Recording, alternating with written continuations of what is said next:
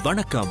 உங்கள் லெஜண்ட் சரோனாவில் அக்ஷய திருதியை முன்னிட்டு தங்க நகைகளுக்கு பவுனுக்கு ரூபாய் 2000 தள்ளுபடி. ஏப்ரல் 22 முதல் மே 4 வரை ரூபாய் 2000 தள்ளுபடி. அக்ஷய திருதியை பொன்னாளில் மேலும் மேலும் பொன் சேர்ந்திட வாழ்த்துகிறோம். உலகின் மிகப்பெரிய single display jewellery the legend new Saravana stores பிரம்மாண்டமாய் பாடி. பயங்கரவாதிகளுக்கு ஆதரவு அளித்ததை வெளிப்படையாக ஒப்புக்கொண்ட பாகிஸ்தான் பாதுகாப்பு அமைச்சர் கவாஜா முகமதுவின் எக்ஸ் வலைதள பக்கத்திற்கு மத்திய அரசு தடை விதித்துள்ளது. இதுகுறித்த கூடுதல் விவரங்களை நமது செய்தியாளர் நாகப்பனிடம் கேட்கலாம். நாகப்பன், வணக்கம். பாகிஸ்தான் பாதுகாப்பு அமைச்சர் கவாஜா முகமதுவின் எக்ஸ் வலைதள பக்கத்திற்கு மத்திய அரசு தடை விதித்ததன் முழுமையான பின்னணியை பதிவு செய்யுங்க. வணக்கம் கீதா. இந்தியாவின் தலை போன்று இருக்கிற காஷ்மீரை குறிவைத்து பயங்கரவாதிகள் அவ்வப்போது தாக்குதல் நடத்தி வருவது வழக்கமாக இருந்து வந்த நிலையில் மத்திய அரசு அவ்வப்போது அதற்கான பதிலடியை கடும் நடவடிக்கையை எடுத்து வருகிறது. இதனால் பயங்கரவாத செயல்கள் தொடர்ந்து ஒடுக்கப்பட்டு வந்தன. சமீபத்தில் பயங்கரவாத செயல்கள் குறைக்கப்பட்டு ஒடுக்கப்பட்டு வந்த நிலையிலே கடந்த 22ஆம் தேதி யாரும் எதிர்பாராத வகையில் காஷ்மீர் மாநிலம் பஹல்காம் பகுதியிலே பயங்கரவாதிகள் கொடூரமான ஒரு தாக்குதலை நடத்தினர். இந்த தாக்குதலில் சுற்றுலா பயணிகள் உட்பட 26 பேர் சுட்டுக் கொல்லப்பட்டார்கள். இந்த கொடும் செயலில் ஈடுபட்டது தடை செய்யப்பட்ட பயங்கரவாத அமைப்பான லஷ்கர் இ தொய்பாவின் கிளை அமைப்பான TRF என்பது தெரிய வந்தது. இதன் பின்னணியில் பாகிஸ்தான் இருப்பதாக இந்தியா குற்றம் சாட்டி வருகிறது. இந்தியாவில் ஏற்கனவே தடை செய்யப்பட்ட இந்த அமைப்பு பாகிஸ்தானில் இருந்துதான் செயல்பட்டு வருகிறது. இப்படியான சூழலில் தான் ஜம்மு காஷ்மீர் தாக்குதலுக்கும் தங்களுக்கும் தொடர்பு இல்லை என்று பாகிஸ்தான் அரசு திட்டவட்டமாக மறுப்பை தெரிவித்தது. பாகிஸ்தானுக்கு பாடம் கற்பிக்க மத்திய அரசு முடிவு எடுத்துள்ளதால் இந்த பயங்கரவாத தாக்குதலுக்கு உரிய பதிலடி கொடுக்க மத்திய அரசு தயாராகி வருவதாக கூறப்பட்ட நிலையிலே இரு நாடுகளுக்கிடையே உரசல் விரிசல் என்பதும் போர் பதற்றம் என்பதும் அதிகரித்து வருகிறது. இப்படிப்பட்ட ஒரு சூழ்நிலையில் இரண்டு நாடுகளும் தங்களது எல்லை பகுதியில் படைகளை குவித்து வருவதாக தகவல்கள் தொடர்ந்து வெளியாகி வருகின்றன. கடந்த 4-5 நாட்களாக எல்லையில் அத்துமீறி போரில் ஈடுபட்டு வருகின்ற பாகிஸ்தான் ராணுவத்தை இந்திய படை தொடர்ந்து விரட்டி அடித்து வருகிறது. தொடர்ந்து போர் மற்றும் காஷ்மீரின் நிலைமை குறித்து மத்திய அமைச்சரவை இந்திய ராணுவத்தினுடைய மூத்த அதிகாரிகளோடு ஆலோசனை நடத்தி வருகிறது. ஏப்ரல் 22ஆம் தேதி அன்று பொதுமக்கள் மீது நடத்தப்பட்ட இந்த மோசமான தாக்குதலுக்கு பாகிஸ்தான் ஆதரவு அளிப்பதாக இந்தியா குற்றம் சாட்டிய நிலையில் பாகிஸ்தான் அந்த குற்றச்சாட்டை தற்போது வரை நிராகரித்து மறுத்து வருகிறது. இந்த நிலையில்தான் எல்லையில் எங்களது படைகளை பலப்படுத்தியுள்ளோம் என்று பாகிஸ்தான் பாதுகாப்புத்துறை அமைச்சர் கவாஜா முகமது தெரிவித்தார்.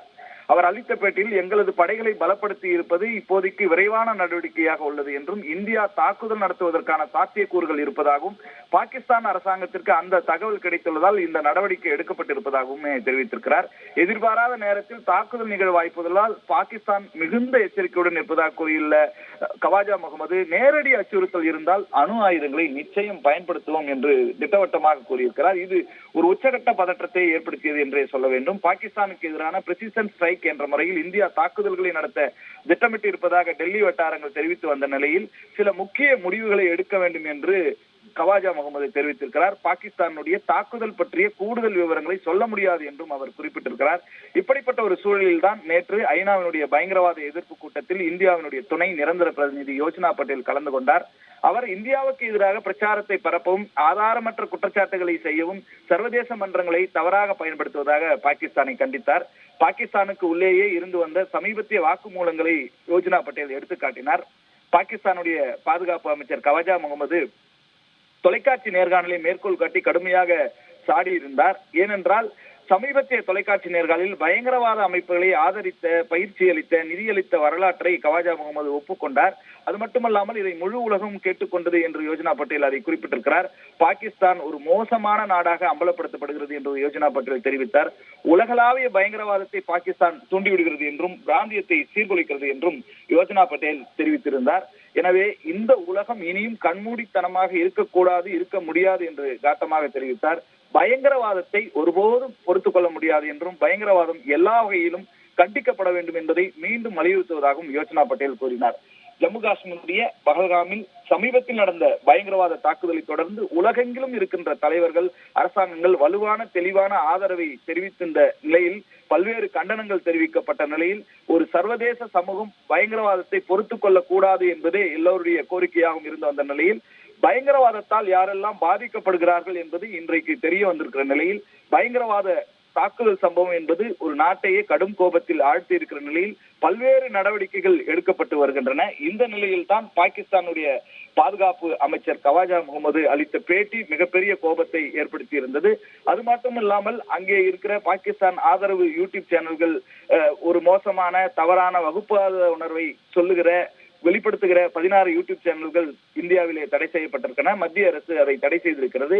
இப்படிப்பட்ட முறையில்தான் பயங்கரவாத குழுக்களுக்கு நிதியளித்து ஆதரவு அளித்துள்ளதாக பாகிஸ்தானுடைய பாதுகாப்பு அமைச்சர் கவாஜா பேட்டி அளித்த நிலையில் அதனை கண்டிக்கிற விதமாகவும் சாடுகின்ற விதமாகவும் உலகளாவிய பயங்கரவாதத்தை ஊக்குவிக்கிற மோசமான நாடு என்று தெரிவித்த நிலையில் அவரது வலைதள பக்கம் என்பது எக்ஸ் பக்கம் என்பது இப்பொழுது முடக்கப்பட்டிருக்கிறது. இந்தியாவிலே மத்திய அரசு அதை தடை செய்திருக்கிறது.